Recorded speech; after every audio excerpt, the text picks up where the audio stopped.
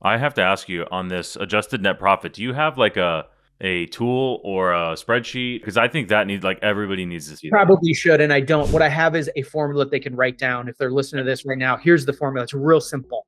Again, I'm a big believer on keeping everything simple. Now, it requires you have a good set of books. That's That's the caveat here. You have to have a quality set of books. But here's what it would be. It would be your net profit on paper. Whatever it says in your P&L, your net profit. Then you're going to subtract what we call unrealized cost of sale. That's very simple to calculate. You just take the amount of GCI you produced as the owner and you multiply that times what your split would have been if another agent did those deals. So for example, you did $200,000 in GCI yourself. Maybe if you had an agent do that, you're averaging 50%. So you take 50% and it would have been $100,000 in unrealized cost of sale. It's just very simple. Now you can get really detailed and you can look at the buy side versus the listing side, and you should do some of that. You could look at SOI deals versus company lead gen deals, and you can really dial in what your cost of sale would have been.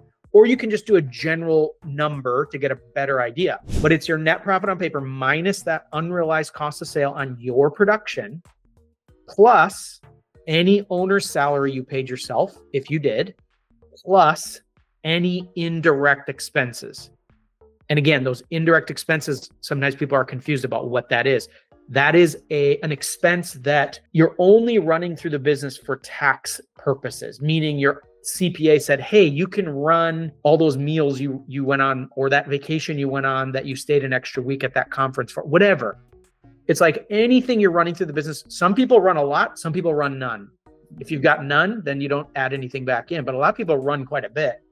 And we just need to add that back in because that's really profit that you paid yourself. So again, net profit on paper minus unrealized owner cost of sale, plus owner salary, plus your indirect expenses. If that number is not at least 20%, in my opinion, you aren't as healthy as you should be in your team.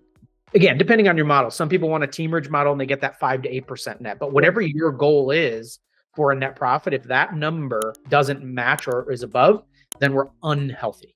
And that's the fair way to assess the business.